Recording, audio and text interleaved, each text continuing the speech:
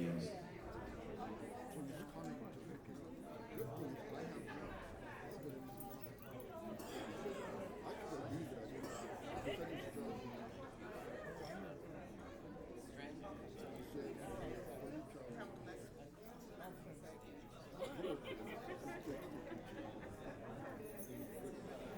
Oh, yes, that's what I'm used to. We are so grateful to welcome you to Solid Rock Community Church. My name is Matthew Aaron Quainoo, and I am the pastor here at Solid Rock. And I am just as excited, just as elated as you are to be a part of this historic audience, to view this important piece of history for our community. History is a part of the fabric of our society, and in a day and age where we find ourselves experiencing the kind of historical persecution and curricular racism that we are besieged by in this state and in this nation, it is all the more important that we provide space and curate opportunities for public history that connects us not just to the past, but in the wisdom of the Akan, philosophy of life, Sankofa, we look back in order to build a more bright future. So that is what we have come to do today. But it is not just Solid Rock. This has been a partnership, and I want to call up a representative from the Oral History Program, the Samuel Proctor Oral History Program at the University of Florida. Rachel Khoury, please come on up here and join me. And I'd also like to call up the president of the local NAACP, Dr. Amanda Wilkerson. I'm going to ask if you all would just say a few words to introduce our time together, and we will get the film going. Hi everyone, my name is Rachel Khoury. I work with the Samuel Proctor Oral History Program along with Miss Deborah in the back who's filming. Miss Deborah, I want to give a big shout out to her because she was the producer of this film, so she's been an integral part of putting this together and making this story alive, so I really want to thank her. The Samuel Proctor Oral History Program is a social justice, research, oral history, living oral history project at the University of Florida. We have so many different archives covering literally anything you could think of. So oral history is really, really important to us. And as we know, oral history is sometimes the only way that history can make itself to the surface. And this is kind of an example of that. So we're really excited to showcase what oral history can do and the conversations it can bring about.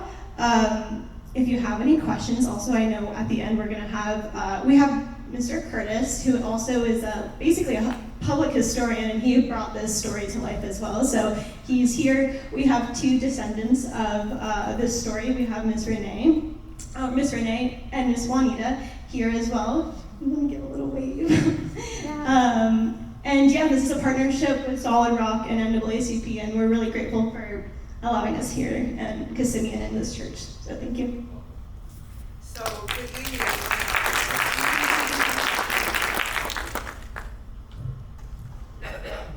Good afternoon, everyone. Good afternoon. My name is Dr. Amanda Wilkerson. I'm the president of the local chapter or local branch of the NAACP. And if you're an NAACP member here in Osceola County, can you wave your hand so people can see that you are here to support? Thank you so much.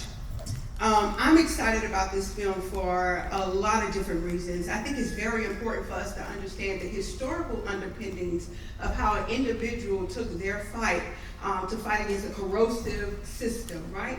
One that remains in place somewhat today. But I think what's going to be more important is what we do after we view the film and step away from this building. And so I am looking forward to a robust discussion, a very interesting and maybe illuminating uncovering of what will happen when we figure out Samuel Proctor. I called one of my professors at FAMU, Bill Proctor, and I said, are you related to this Samuel Proctor guy? Because I want to know if there's any connection, because y'all got the same kind of fight. He's also a local county commissioner in Leon County, and he said, you tell me after you watch the film. So I really do hope that you all enjoy the film, and like you, I am looking to be inspired to figure out how I can take that story from yesteryear and make it make sense today.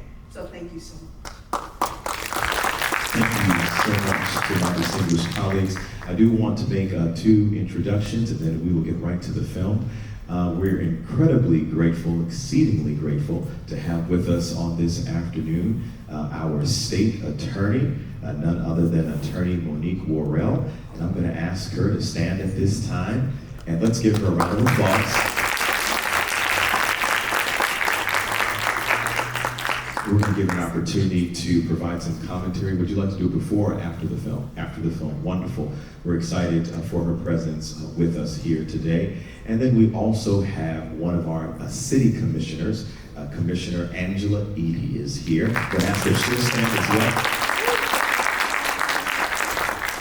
And we're excited to hear from her as well. Without further ado, Oscar Mack versus the KKK.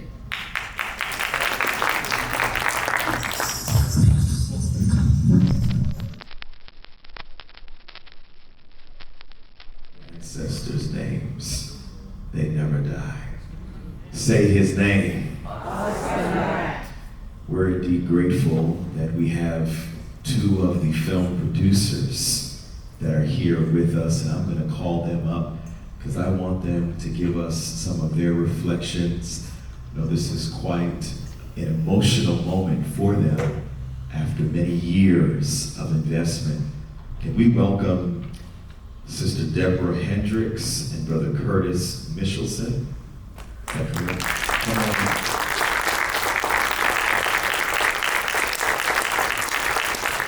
If you just want to share some of your initial reactions to this moment. All right. Wow. This is my second time seeing it, and it's just as good. I hope we show this in many places. Let's start with every Florida public school. What do you think? Take that, Ron DeSantis. I mean, I'm sure like a lot of you, I've got a friendly audience here. I'm really mad at our governor and our state right now. I worked so hard. A community called Democracy Forum got together in the 90s, and we did the Khoury project. And one of the things that we just most wanted to happen is get into the schools. And then we got a state law that said that will be done. Like that will happen. And we'll talk about the Holocaust. And now this guy is going against all of that. We're going backwards.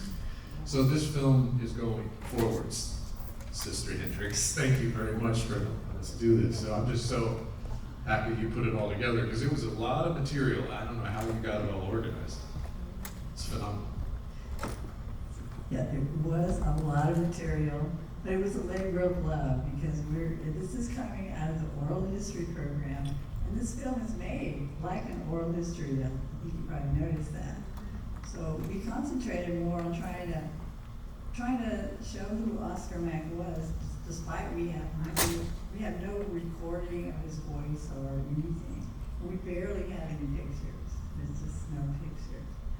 But through all of the archival documents that came over a period of 10 years, this is a 10-year project, and the oral histories, and you keep discovering documents just almost monthly. So, but we were able to, the letters, I think especially, really were the personal stamp of who Oscar Mack was. We don't actually have a letter from Oscar Mack himself. Just to him. Only to him. And we still don't know. I don't know if Chris is still here. But we still don't know these relationships. So we would come across a little bit of information. We would just be thrilled. We'd say, oh my God, did you? And so we would tell everybody till finally they went to sleep or something. But there is a message in this. It's a story of so many of the positive things about being human, I think. And that is actually oral history in itself. The stories of being human. And in the Oscar Mack story, for one thing, it's extremely rare. It's very, very rare for someone to survive the kind of manhunt. I don't know if you caught all of that, but in Kissimmee at that time, how many people are from Kissimmee in here? Did y'all ever hear about this? This was a big deal.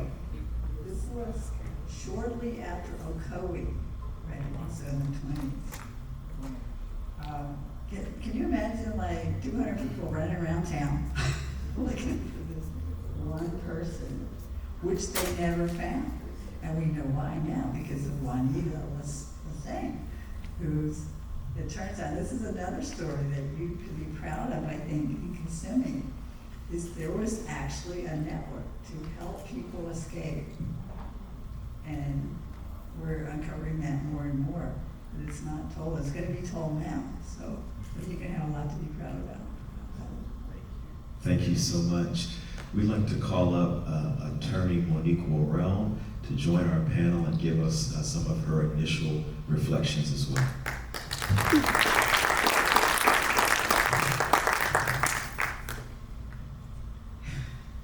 Well, good afternoon. You know, as I looked at the granddaughter of Mr. Ivey and saw the shame on her face and in her voice, that's the shame that the governor's trying to stop. Because if we can silence that shame, we know that if we do not know our history, then we are destined to repeat it. That's right. I've had an opportunity to speak over the past few weeks, and what I keep telling people is that we now are fighting the same battles that our ancestors fought hundreds of years or 100 years before. I'm so thankful that you all brought the life of Oscar Mack to our attention, but as I sat there, I reflected on how many Oscar Macks don't we know about? How much of our history has been erased? And that's exactly what our current government is attempting to do. It's attempting to erase our history. And I think that gatherings like this is so important. I was so excited when I received the invitation, because if they will not educate our children, we must educate them ourselves. So I don't want to go on and on and on. I'll wait for you to ask me a question before I get. Thank you so much, attorney. We're going to call up at this time Sister Juanita Lesesne and Sister Renee Bronson. These are two descendants of participants in this historical narrative. Come on, let's put our hands together for this moment of reconciliation happening on the same grounds in Kissimmee that this tragic incident took place. We'd like to ask for their initial reflections as well. What does this moment mean to you? What does this moment feel like right here in Kissimmee for the first time? Many of you may know that I've had a long history with cancer, and it's been a hell of a battle. And I am so grateful that God left me here for these moments. Wow.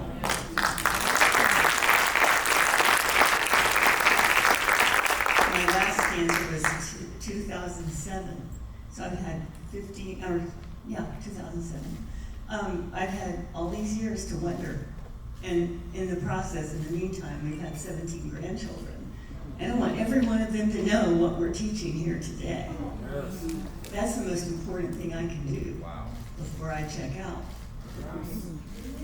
And so I just am so grateful to see so many welcoming faces and so much support in Kissimmee, because it wasn't always this way.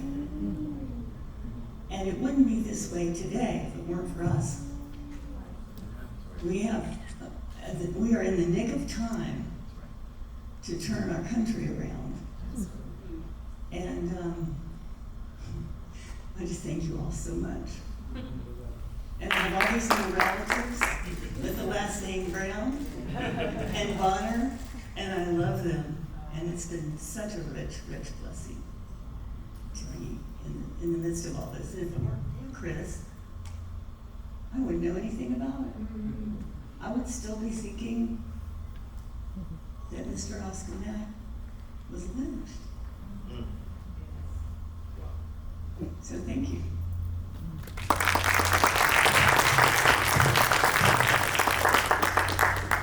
Hello.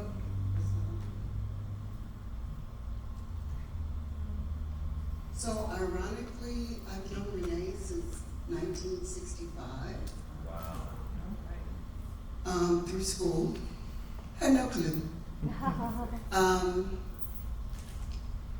I had bits and pieces of things as Oscar Mack goes. I didn't know who he was, but I wasn't the kind of kid that could be told things, because when I was told to come home and tell my parents if something happened, don't try to take care of it yourself.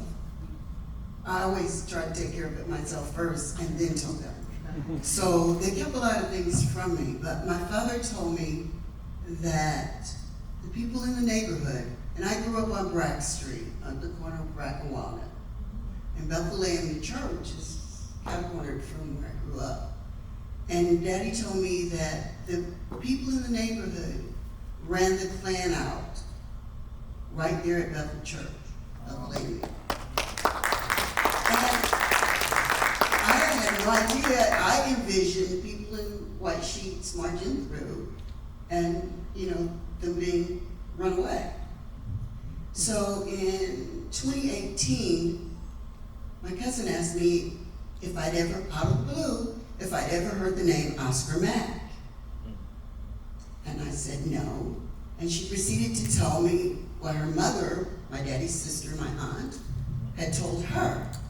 And she said, if you look on the internet, it's going to tell you that he died, that he was lynched. But he got away to Ohio and changed his name. Now I'm wondering, well, I don't know that, But I started at that moment, I started Googling Oscar Mack. Every so often, I find a little something, but I found the Rollins College video. I sent it to everybody that I knew. You gotta read this. And a few weeks back, a mutual friend, sent me a link, and it said Oscar Mack. And I said, what are you talking about? I told you about him. She said, no, look at it. Well, I couldn't open it. So then she proceeded to tell me about Renee's interview. And I'm like, my daddy's father was Scipio. They called him Pa. I'm thinking, I bet Pa had something to do with this. And I thought back to two older people in the community had told me about a time when, of course they said Buster and them, but my daddy would have been about 13. Buster and them hit a man, and they had a 2-story house. They hit a man until he could get out of town, they could get him out of town. And I'm still thinking, I bet Pa had something to do with this. Given his place in the community, I couldn't think of anybody else that would have done it. So I'm talking to Tammy, and I said, I really think that I had something to do. And she said, what are you talking about? And I said, Oscar Mack. And she said, who, the postmaster, whatever? And I said, yes. She said he did. Grandmother said, and then you know the rest of the story.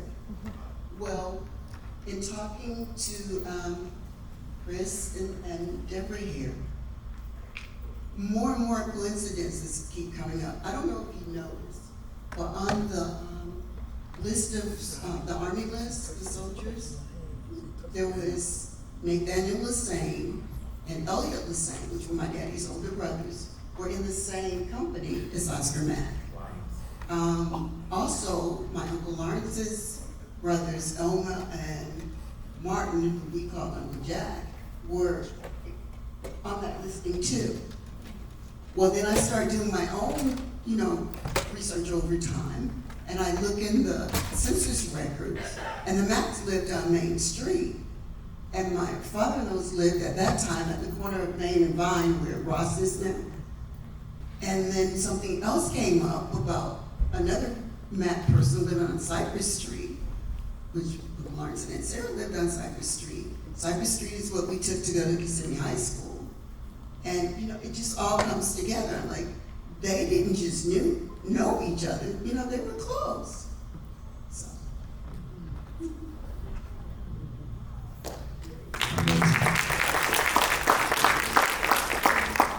If you are a veteran of the United States military, will you stand so we can appreciate you for a moment?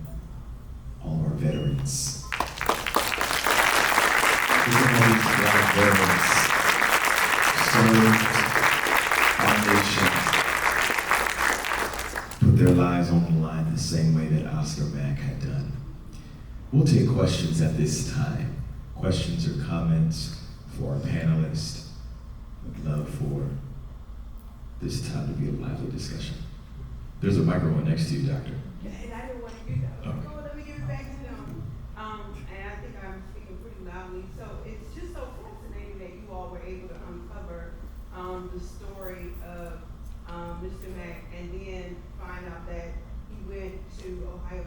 So I'm wondering, how did you decipher between what you would share with us as the focal point of the story? Because I'm sure that you got a lot of information. And one of the things that came up as I was watching this is that we oftentimes think about people who go through experiences like this as martyrs, but he was a living one that came with a tremendous weight, a tremendous responsibility. So how did y'all decide to tell us this part of the story, and what didn't you tell us that we might find interesting?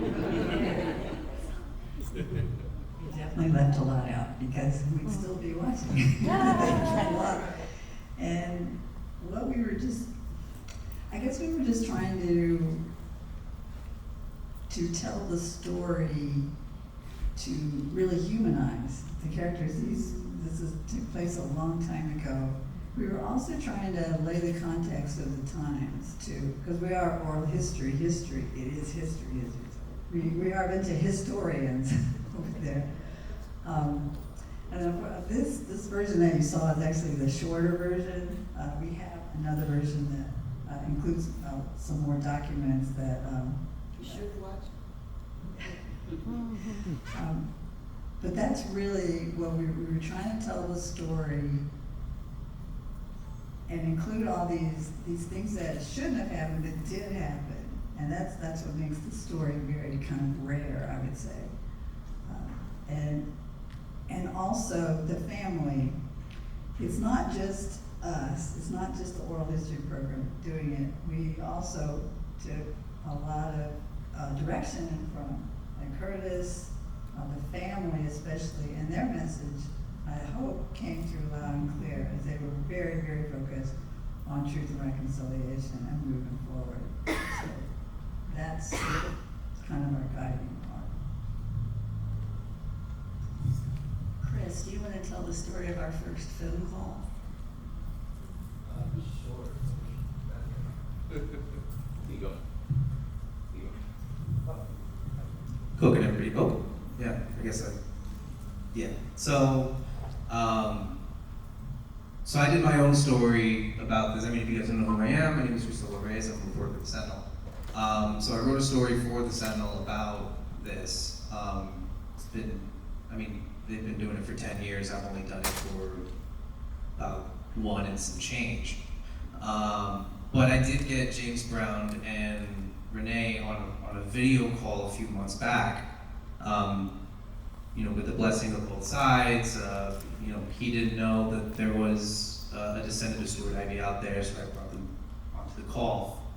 But when I called you for the first time, this was, I think, in August, I'm sweating bullets because I found her with, I just kind of put together like a family tree with a bunch of obituaries and all that sort of thing. And I had a colleague who happened to have her number, so I call her thinking, I don't know what she's gonna say to me, like maybe she doesn't know what I'm talking about, and if she does, what if she tells me to buzz off or whatever. And it was the longest, like the phone would not stop ringing. I kept thinking, oh man, like why is it not going to voicemail? And eventually she picks up, and I start rambling. I'm like, hi, my name is so-and-so, and I'm calling because of this, that, and the third, and I'm just kind of stumbling over my words, and eventually she interrupts me, and she goes, wait, are you talking about the affair with the black postman? And I go, yeah. And she goes, wait, are you telling me that he survived? I go, yeah. Like a 5-second pause, and she goes, oh, thank God. And it just wasn't the response that I was really expecting, honestly. I thought she didn't know, she wouldn't know what I was talking about. But then a few months later, with the blessing of Oscar Mack's descendants, I had them on the phone call. I don't think I said more than 30 words. They just started talking, and it was like they've known each other forever. So I was kind of a third wheel at that point. So, but yeah, that was that. I just want to add that I usually don't answer the phone during the day because my work is as a psychotherapist. So I work on the hour, and I'm always trying to get to the next appointment. And that particular day, for some reason, I was in the bathroom, and I'm looking at an Orlando Sentinel, and I'm thinking, this can't be about the black water. We don't have black water anymore. We have black water in our house. And so, why are they calling? You know, but it took me because I thought my next client. Well, right then I got a text from the next client canceling. So now I have time to talk to him. This is meant to be.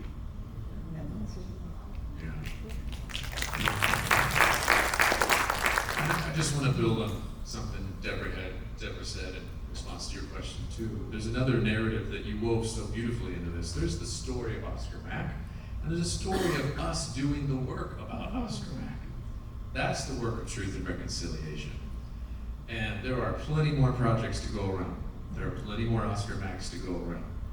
There's an epidemic of gun violence in this country. There are epidemics of unsolved murders. There are stories to be told, and those stories can be done collaboratively. That's what we did. That was the magic. The magic I described is like a triangle. It's the community, it's the descendants, it's activists and people that are curious, like Rachel Khoury over there.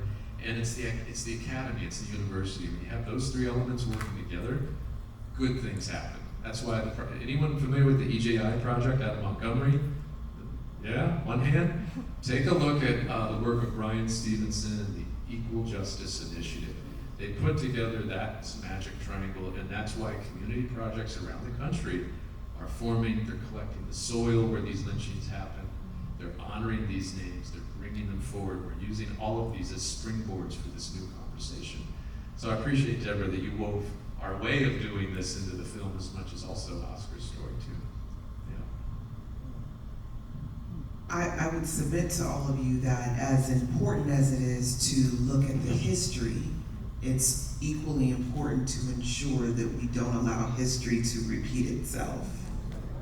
And unfortunately, that's where we're heading. One of the things that was said in the documentary was about the trauma of being Black in America. And here in Florida, we're leading that trauma train. And it's so important that we acknowledge this hatred is based in white supremacy. And unless we can get to a place where we truly accept people as equal, right? If you look at the issue, what was the issue that made Oscar Mack a target? He took a white man's job. But what made it a white man's job? So we have to look at the modern day context of how white supremacy and racism exist in our current society and take lessons from those who came before us on how we can stop those things from happening now. And we have to mobilize around those things, and we have to advocate against those things, because if we sit back quietly and just let it happen, then we have no one to blame for that but ourselves.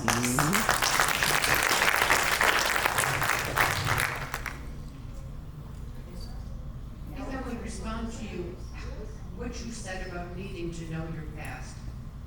My mother escaped both Stalin and Hitler. My bedtime stories growing up most often were of horrors and atrocities she witnessed while living under either regime, because she believed that we should know what happened to our family. We should know what happened to our people. And you're absolutely right about the continuing trauma. My mother lived in this country for 45 years before she died, and she never got over her fear. I know these stories that she used to tell, but I don't know if the name she came into this country was the family's real name. She wouldn't speak about any of that. Nearly a half century, and she was still afraid. So, at any rate, I'm just saying, I agree with you wholeheartedly, and it's very important. Thank you very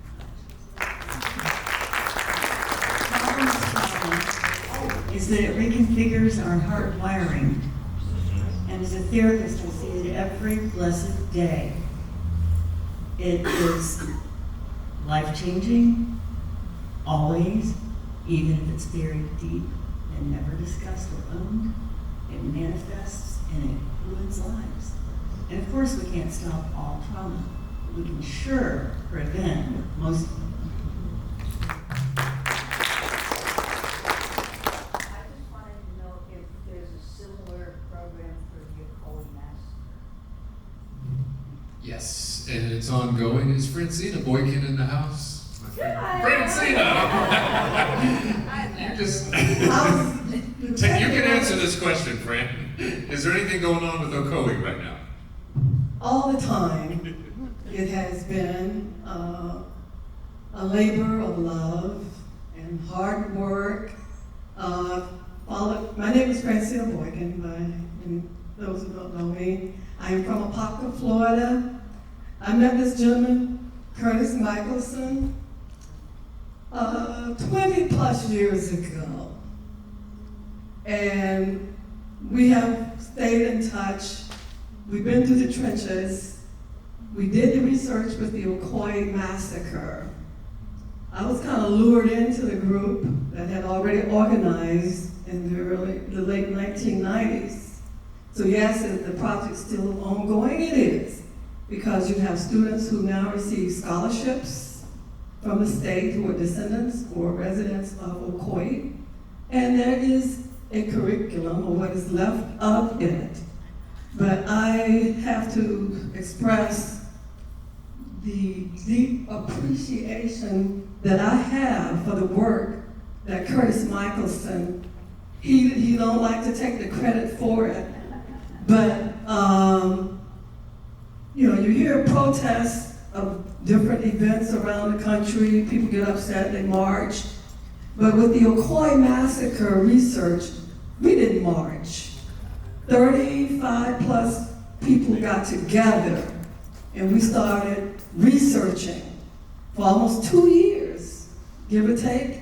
I won't forget the day that Curtis and I obtained the death certificate of July Perry in Jacksonville. We were on a mission to the University of North Florida, where I had attended college.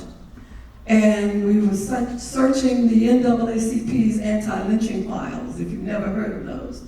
They were at the University of North Florida. And that day, we were researching those files.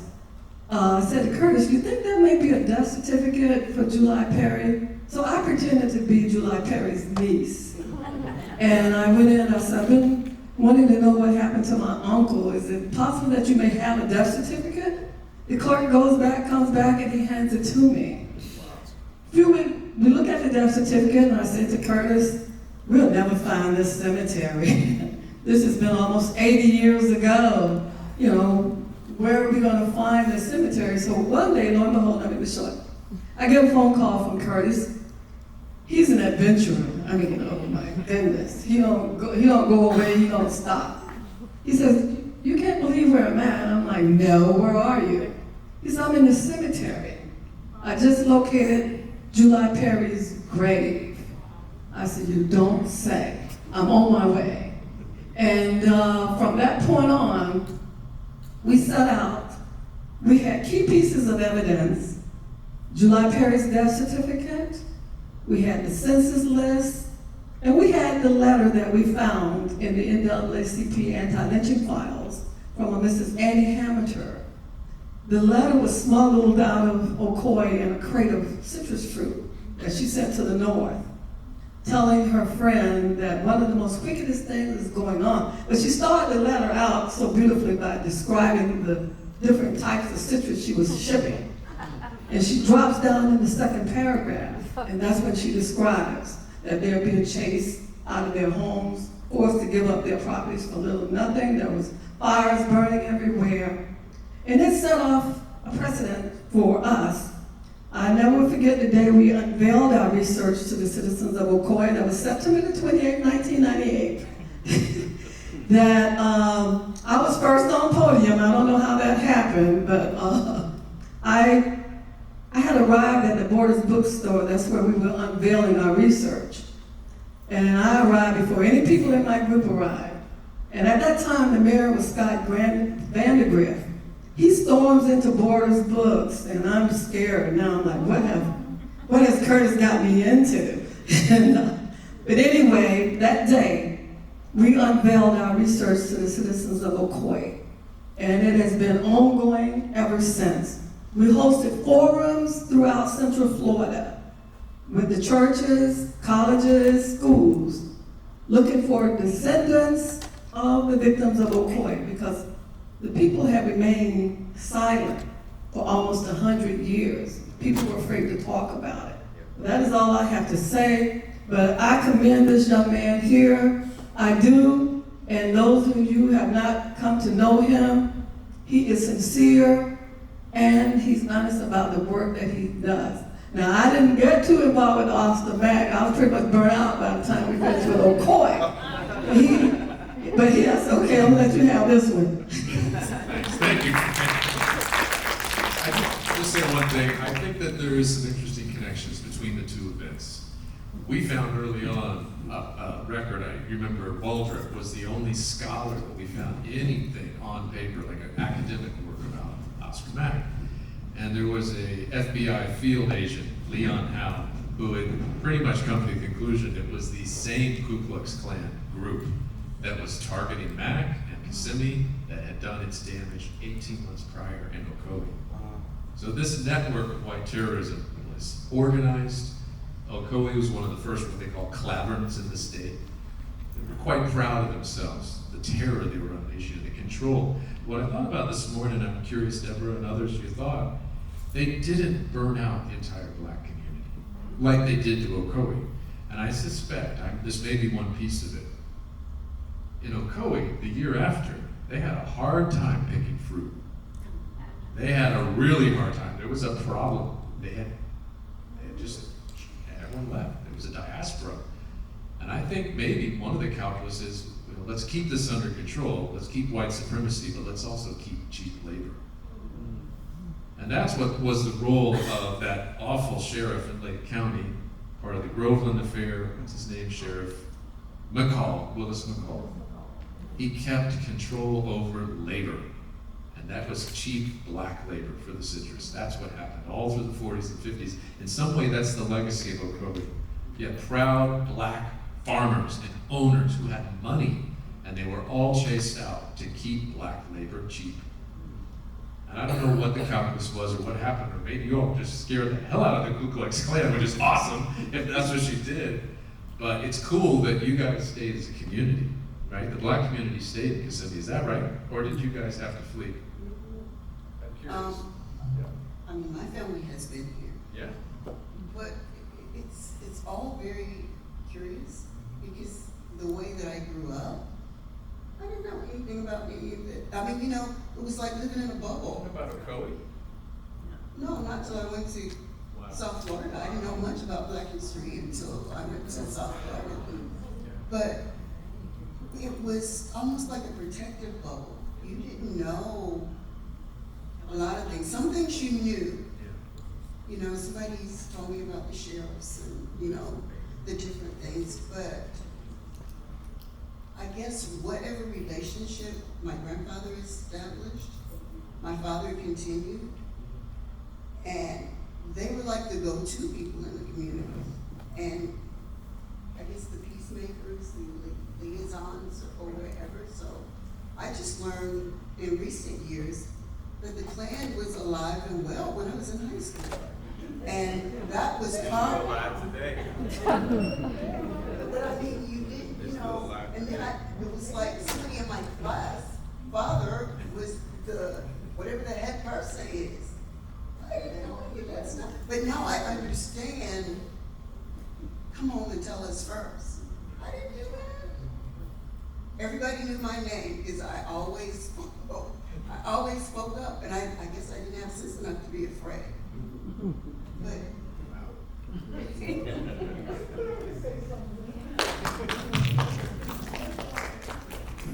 I'm from St. Cloud. I'm from St. Cloud. So if you guys didn't know about Oscar Mack and Kissimmee, y'all know we definitely didn't know about But I want to say this with regards to the gun violence that we're experiencing and the new bill that has been passed that will go into effect July 1st. We have our own Ku Klux Klan in the Black community right now. We really do. It's calling each other. Because we're killing each other. So maybe, just maybe, this is a suggestion, if we stop killing each other, maybe they'll stop killing us too. I don't think so. It's worth a try. And you know, I want to add something to what you were saying. I substitute teach, and I was in a 5th grade class where they were and most of the kids were like you and me. right. And I was so frustrated with what, it was like I wasn't there. I mean, you know, age doesn't matter. And I said to the teacher that came in to bring something, I said, we had too many people suffer and die for them to have an opportunity to just be in school. Right. And she said to me, Mr. Singh, they don't know anything about that. Which I'm saying about what, they don't know anything about history. They don't know, you know, all they know is what they know now. And with what you were just saying about y'all's government, that's the way he wants it to be. Because if we stay at odds with each other, then we're going to do their work. They don't have to worry about their work. So I need to jump in on that, Commissioner, respectfully. No. We have to stop using black on black violence to excuse white violence. We've got to stop doing that because they will do that and they will say, but the reality is more black people are killed at the hands of white people in law enforcement than they are each other. So we can't do that. And I'm gonna go a step further to say that violence is ingrained in this country. We were brought to this country through violence. We were treated violently while we were here. Our people are living in poverty, and the violence that we're seeing in our communities are a response to that poverty. And as little children, we're sending them to prison, one of the most violent places where modern day slavery is still alive and well, and then we expect them to come home from prison and conduct themselves like normal citizens. So we have to look at the systemic racism and problems that produce violence in our communities, and that violence being expressed among each other.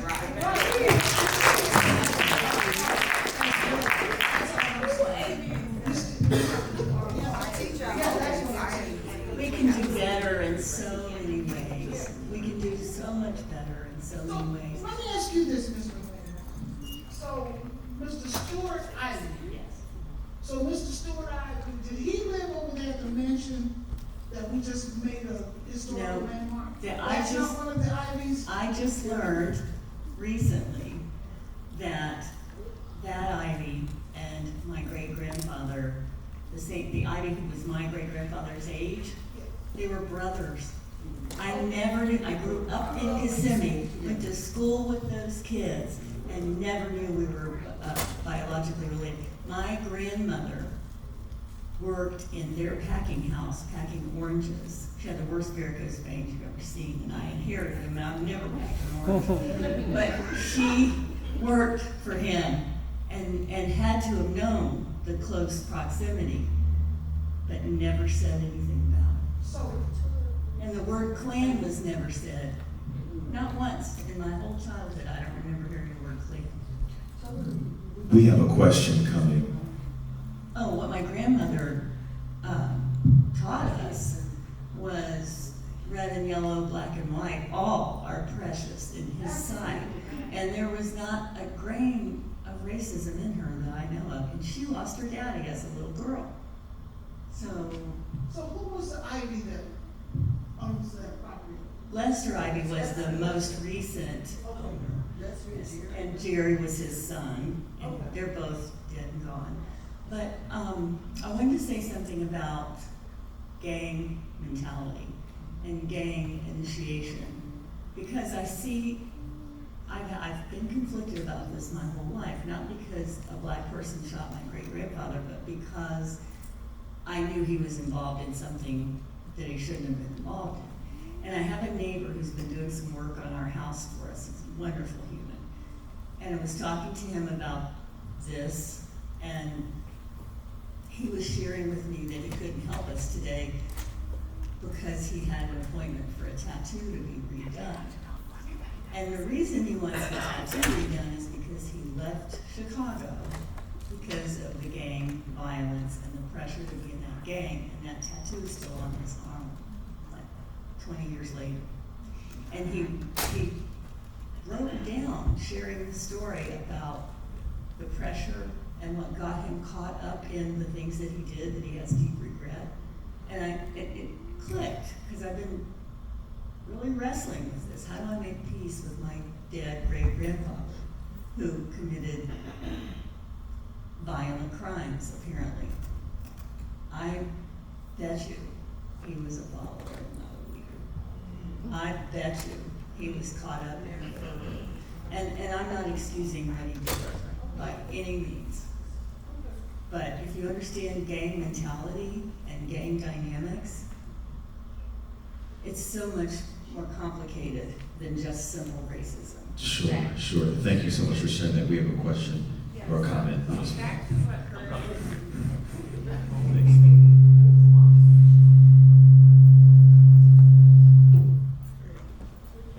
Back to what Curtis was stating, did they identify the individuals or maybe businesses that were associated with the KKK?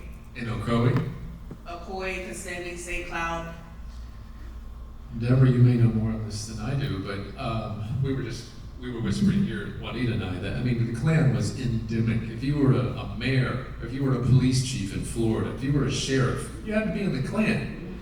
I mean, this was just how it was at that time. The power structure was the white power structure. And I won't say it's the same. It would be ridiculous to say it's the same now. It's not. I mean, we have improved a little bit. Ain't excusing what's going on now, trust me. But we can't, I think it's too far a stretch to say it hasn't changed at all. As far as I know. I mean, Miss Worrell, tell me if you've heard otherwise. It's still, oh yeah, absolutely. But I don't think the Klan has anywhere its membership or its influence over, Buddy Dyer is not in the Klan, okay? You know what I mean? He's not run by the Klan. I am pretty sure, yeah.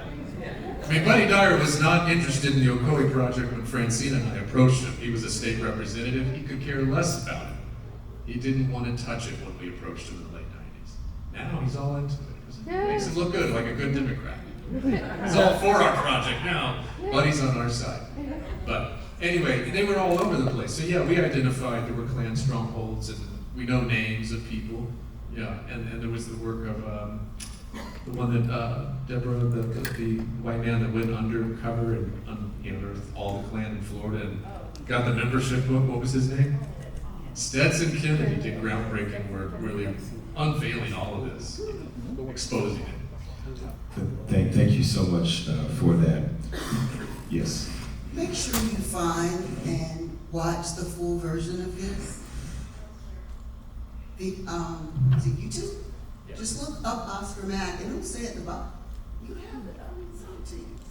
Okay, or, I mean, I can text it to you. But look at the full version.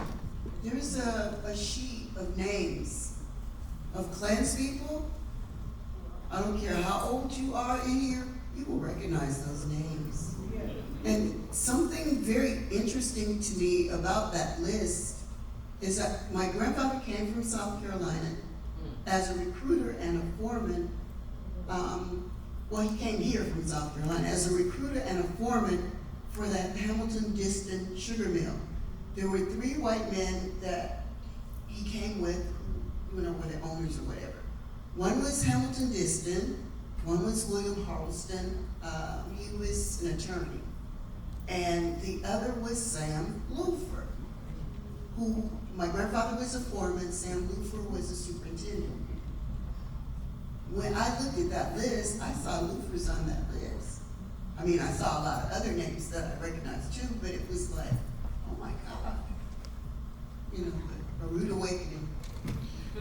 And just to bring our time to some closure here, there's a final question that I have. I want to preface it just by reminding us that the U.S. Congress in 2021, the Committee on Homeland Security declared that white supremacy and white supremacist groups are the greatest threat to the American democracy, not in 1920, in 2020, right now. Yeah. So the KKK is still a problem today. The white supremacist powers that be, the power structure, is still as lethal, as Dr. Amanda Wilkerson has said today, as it has been in the past. And there's some great scholarship on that. There's a great book, Slavery by Another Name.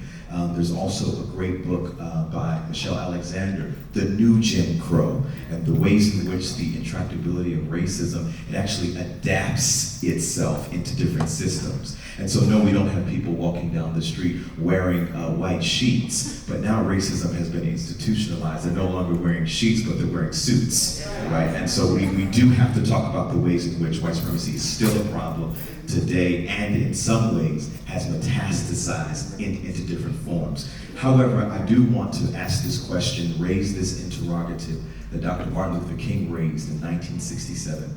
Where do we go from here? Because what happens in great moments of historicity like this is, for instance, we'll remove a statue that was enshrined to honor a Confederate person. And we remove the statue, but we don't remove the statutes, the laws that give those statues power, right? We oftentimes, after an unarmed black man or unarmed black woman is killed at the hands of the police or in internal violence, internecine violence in our own community, oftentimes what happens is we have a big protest, but a protest without any change is simply a parade. And that's what's happening. Is we have all of these moments, we have these documentaries that come out, we unearth and exhume these histories, and then we go home and we live our normal lives. So my question here today, to this panel, and to anyone in this room, is how do we respond to this history? Oscar Mack, a World War I veteran, who the KKK didn't realize had been trained by the best military in the whole entire world. They were messing with the wrong one. He not only had a revolver, he knew how to use it. And this is where we find ourselves, this history of self-defense, this history of the Great Migration, this history right here in Kissimmee, that we have Kissimmee residents who raised their hands and said that they had never heard this story in the city in which it happened. That's systemic. I know we talk about physical lynching, but we have to talk about intellectual lynching as well, ways in which our voices in history are maligned. So where do we go from here? What do we do about this? What can we rally around so that this isn't just a moment, but this is a movement. Say his name, Oscar Mack.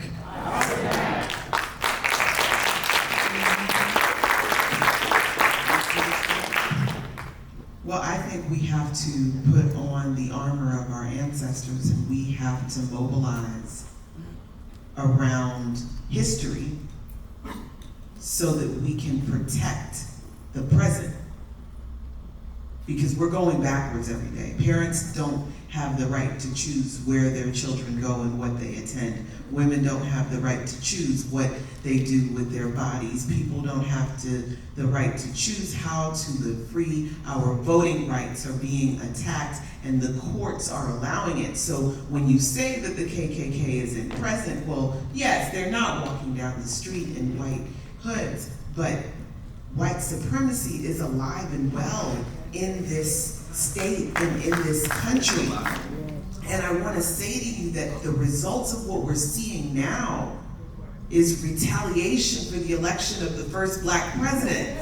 Let there be no mistake about it. The only reason that Donald Trump could ever have been elected was because they wanted to prove to us that if a black man can be president, any idiot can be president. So what we have to do is not allow history to repeat itself. We have to mobilize. We cannot sit by idly. In 2022, Republicans registered more people to vote than ever before in history. Ron DeSantis said that the Democratic Party is dead. It is a shell of itself because we acted like we were dead. And because of that, there is now a supermajority in Tallahassee making decisions that are harming our community and taking away our freedom. That's right. I'd like to piggyback on that in that, how do we get Democrats to the poll? Because they said the last time during the election, DeSantis won because a lot of Democrats stayed home. So how do we get them? How do we motivate them? How do we get them to see that their future and democracy depends on it? And how important it is in this society? How do we get them to the polls? If I'm being honest, I think we're split on issues. I think that the Democratic Party is splintering because of issues. In the same way that the people who wanted Bernie Sanders to become president decided to stay home and not go to the polls, and Donald Trump got elected, because of the very strong dissension in religious people about the LGBTQ community and abortions and how gender identity is being taught in schools. The same way that Ron DeSantis got elected because people and school choice and black women and their children and where they go to school, we're missing the forest for the trees. We're splintering on these little issues and we're sitting out, and our democracy is being stripped away from us as we sit home and argue about whether or not there should be school choice and whether or not LGBTQ should be a thing and whether or not people should be able to get abortions. And because we're sitting it out, they're winning and we're losing. And we're not just losing, we're losing our freedom. Yeah. I think it also has to do with the messaging. How do Democrats come up with messaging that will get the attention of the people who are sitting out? The Republicans have done a good job on messaging, but we are sitting as if we don't know words, the English language. Messaging is important to get people out to the polls, to let them know that this affects them. It's lies. Right. Yeah, I was going to say is that we're really honest and we're really fair and we're playing by the rules, and they're not. Messages can be truth. It can be based on truth as well. But the truth is not as sexy as the sensationalism of lies. It's easier to believe a lie in this age, especially if you're weak-minded. I believe that truth can prevail. I believe that it will prevail. Oh yes. Truth crushed to earth will rise again. That's right. That's right. There's two more comments. Just real quick, this is one of the reasons why I'm choosing to retire from education, because I feel like the state is forcing us to teach lies. The whole time I was here, my mind is spinning about how can we get, let me back up a little bit. If one parent can complain about a book and that book is removed from the shelves, why can't we somehow flip that around and have one parent or several parents complain about history not being included? Thank you so much. We'll take our last comment here. Thank you. I wanted to kind of respond to the issue of Democrats and Republicans. There's a saying that Republicans are very good at convincing a large amount of people to vote contrary to their best interest, which they do. That is what they do. They lie. There's this one guy told me, a white gentleman told me, that Republicans understand that if you can get the poorest, most illiterate white man to think he's better than the most intelligent and wealthy black man, he will always vote. Yes. And they do that well. But that beside the point, part of the issue with Democrats and Republicans, Democrats aren't all black, obviously. We have a couple of them sitting here at the table, I believe. Democrats are not all black. Republicans are not all white. But when it comes down to when we look at demographically and we look at what happened in the 2000 election and here for governor particularly, one thing that we have to understand, and what happened last year, or the year before last with Trump, in 16, 18, whenever he won, with Trump, is that people have weaponized religion. And that is the problem. And I'm saying that as a minister who feels like it is not my business what one woman do with their body, that's between them and God. I'm a minister who believes that education is power. Yeah. We can't walk around talking about what we don't know and what we don't believe, and we cannot base what happens for the greater good on what my personal issue or my personal belief is. And that's what we have to get across. People have to understand, I might not want an abortion. I can't tell her she can't. I can't tell anybody, like I tell people all the time, because people ask me, you're a minister and you embrace all these gay people. I ain't got the hell to send them to. That's right. I don't have a heaven to keep them out of. So what we have to do is teach people, because black people in America are the most conservative group of people on the planet. Republicans want you to think it's them, but if you look at the Republicans, they always get it in. They have more sex than anybody. They never with their spouses. So we need to understand, and that's the messages that we need to get out, is that religion and politics, this country is supposed to be separation of church and state. And we have to get back to that. I don't allow politicians in pulpits, period. You can't come in my pulpit if I don't see you until election. That's right. That's right. Can't do that. But people get swayed by these men. Somebody show up 2 days before election and want to give you $100. Where were you when everybody in my congregation was hungry? We're not doing that. And that's what we have to get back to. I've known Attorney Worrell for a long time. You may not remember, we've done some things together. And the thing about it is we have to get people to be honest, and we have to get people to think. But we also have to get our parents to teach their children something. That they can't book a teacher and expect, or swing on a teacher and expect not to get their butt whooped. We have to stop being entitled because of the poor. We got to stop.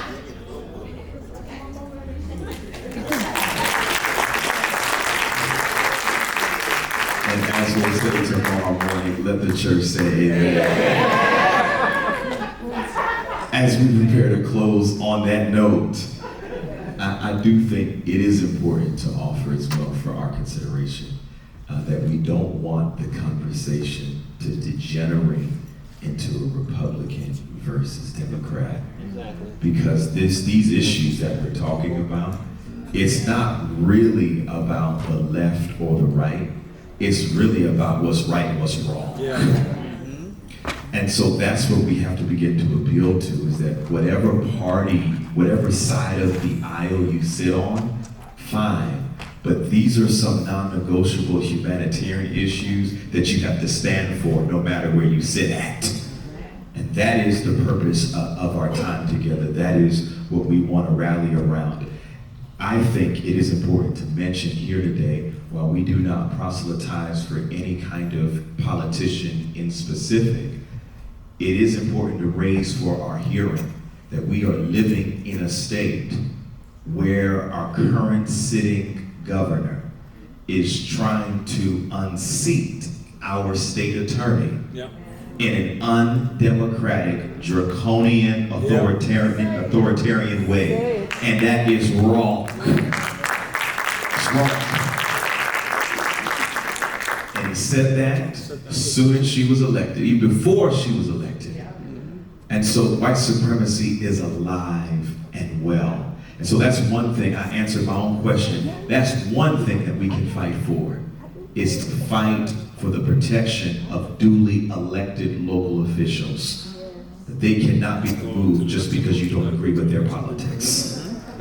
That's the legacy of Oscar Mack. Thank you all so much for being with us today. And I pray and I hope that this is the beginning of the conversation and not the end. Amen. I'd like to say thank you to Jennifer and Rachel for bringing us all together. Thanks a lot.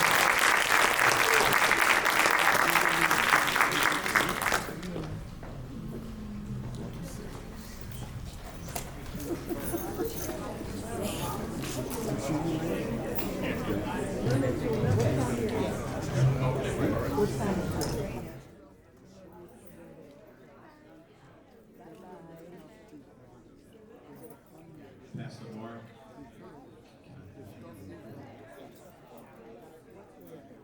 Minister Worrell. Let's go ahead and prepare to serve.